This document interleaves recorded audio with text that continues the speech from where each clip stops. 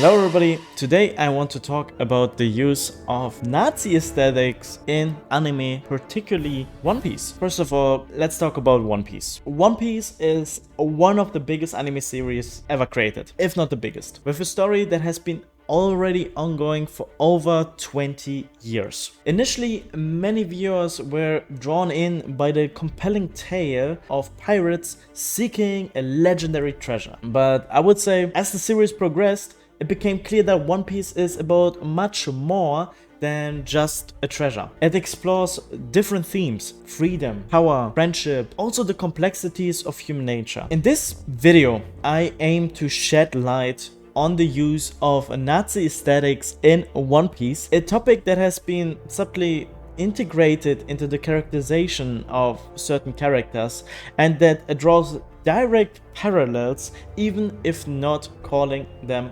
out. The term Nazi aesthetic refers to visual and cultural elements promoted and utilized by Nazi Germany in the 1930s and 1940s. As a person that was born and raised in Germany, even though my parents are from Ukraine, I've been in contact with this a lot of times during school. This aesthetic encompasses a range of artistic, architectural, and propagandistic styles and symbols designed to promote the ideology of the Nazi Party. Key characteristics include the design of Nazi uniforms, for example, particularly those of the SS and other paramilitary groups. They are meant to project discipline, authority, and unity. These uniforms were often designed by notable figures such as Hugo Boss and are carefully curated images to support the regime's goal of creating a unified, powerful impression to mobilize the German population and intimidate their enemies. The interesting thing is that this aesthetic also finds its way into One Piece. And today I'm going to take a look at 3 different characters that actually are using this Nazi aesthetic, which are Magellan, Shiryu, and also King. I'm also very sorry if I mispronounce some of the names because I'm not a native English speaker, and I also started to interact with One Piece in German. Later on I switched to English, mostly reading the manga in German. In chapter 529. And he was the former chief of Impel Down. Impel Down is a high security prison in the world of One Piece. Magellan's appearance and also attire reflects this formidable role and his powers. The black double-breasted coat, adorned with military-style decorations and a high collar, signifies Magellan's position of authority and command.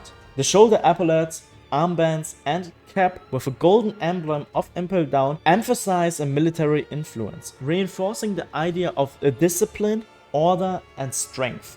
These convey power and control, fitting for someone responsible for ruthlessly overseeing a prison. Especially striking to me was this red armband on the upper arm of Magellan. It recalls the red armband that the Nazis also were wearing with the swastika inside. Therefore, it draws a parallel between Magellan's uniform and the historical military uniform of Nazi Germany. The black bat-like wings and the horns add an intimidating aspect to Magellan's appearance, symbolizing him as a devil, similar to how the SS is often personified as an embodiment of evil due to their atrocities during World War II and the Holocaust. Magellan's devil fruit ability, the Doku Doku no Mi, which allows him to produce and become poison, parallels the horrific use of poison by the Nazis, particularly the use of Cyclone B in gas chambers during the Holocaust. Oda's choice of this uniform and aesthetic is deliberate, and it is portraying Magellan as an intimidating and brutal figure, but it also serves as a caricature of Nazis. Magellan has a combination of exaggerated physical traits and absurd personal habits. Let's dive deeper into those ones. Magellan's physical appearance is the first clue to understanding Oda's satirical intent. Oda's satire is evident in Magellan's distinctly simian features, evoking the appearance of a baboon. The choice is particularly biting when considering the Nazis' ideology centered on Aryan physical perfection. The contrast between Magellan's baboon-like appearance and the Aryan ideal exposes the hypocrisy of the absurdity of racial ideologies. Many prominent Nazi figures did not fit their own ideal, often lacking the blonde hair, blue eyes, tall stature, athleticism, fully physical abilities they promote. By giving Magellan such exaggerated and non-Aryan features,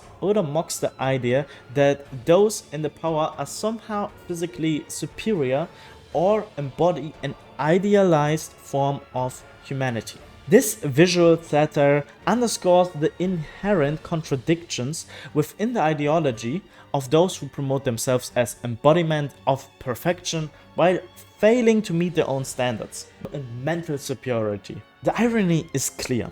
Despite his position of power, Magellan is plagued by very human and humiliating conditions, making him a figure of mockery instead of fear. Magellan's work ethic is another layer of Oda's satire. He only works approximately 4 hours a day. The rest of his time is being consumed by being asleep or dealing with his digestive issues. In Magellan's case, it renders overshadowed by his ridiculous personal flaws, ensuring that the audience never view him with unqualified respect. Despite all these flaws, he's not shown as an absolute evil person. And I think this is also important to see, because the further we go on, the more this narrative can also change and also be played with. Therefore, let's talk about number 2.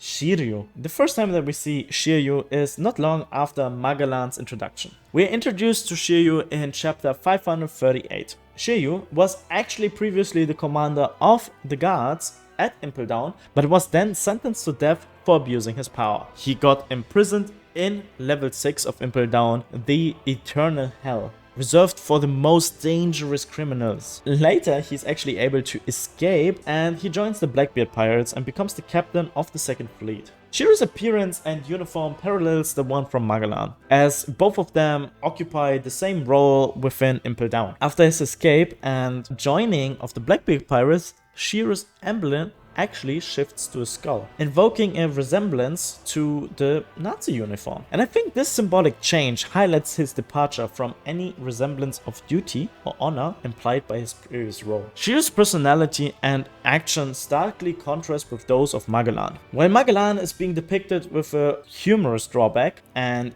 dedicated to his duty, Shiryu is portrayed as a bloodthirsty psychopath. He justifies his own actions by deeming his victims as trash. And I think this mirrors the Nazi ideology of unworthy life. During the Holocaust, the Nazis exterminated Jews, Roma people, disabled individuals, and others that they considered as asocial. But I don't think this really fulfills the meaning behind this, because it is not about being antisocial. It is used to describe people who the Nazis saw as social degenerated people, socially obnoxious. And even though Magellan was a fearsome guard, he wasn't portrayed in such a negative light as Shiryu. Unlike Magellan, who is fearsome yet depicted with some integrity, Shiryu is deceitful and treacherous. He offers to assist Magellan in defending the prison, only to betray him immediately upon his release. This act of treachery,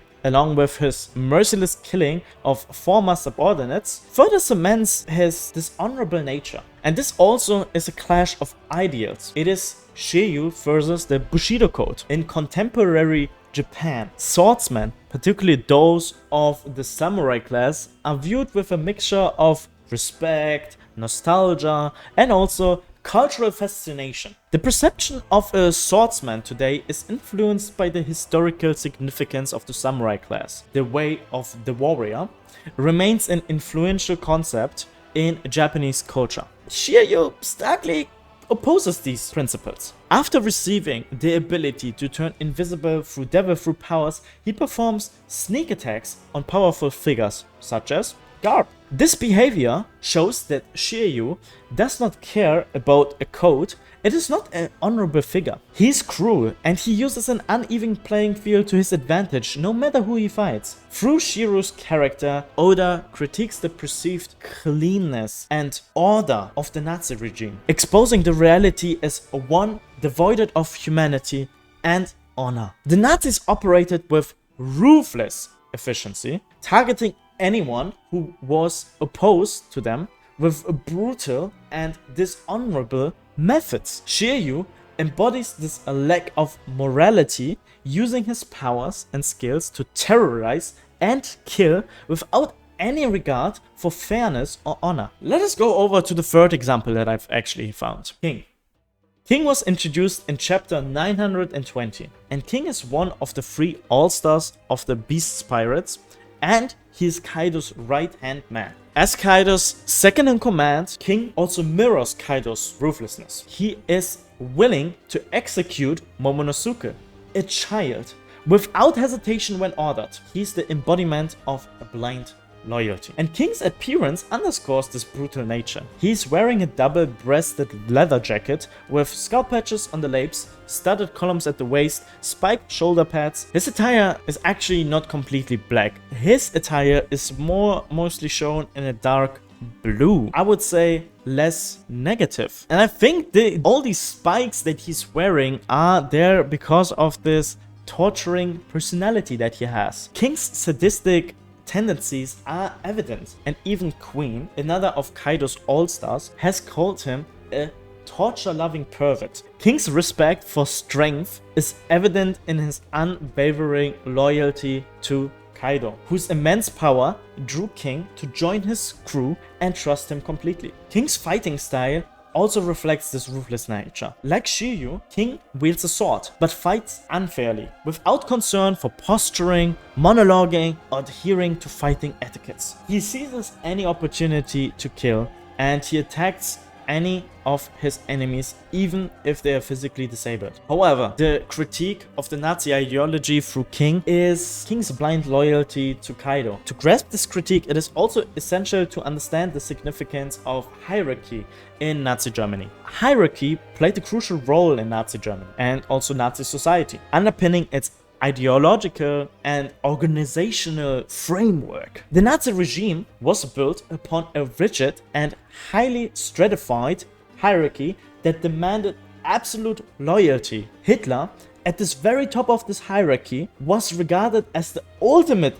authority, and beneath him, a strict chain of command extended through various levels of the Nazi Party, the SS, and other state institutions, ensuring this unwavering loyalty and obedience. King's position as Kaido's right-hand man and the idea of the All-Stars, Tobiroppo, Shinichi, the Gifters, Numbers, mirrors this hierarchical structure. King's readiness to die for Kaido and his willingness to betray long-standing allies who do not directly belong to the organization highlight his absolute loyalty. This is starkly demonstrated when King lends his sword to Kaido to decapitate Orochi. King believes that Kaido is Joy Boy, a chosen figure by fate, further cements this willingness to give everything for him. So this blind loyalty is the critique of the Nazi ideology.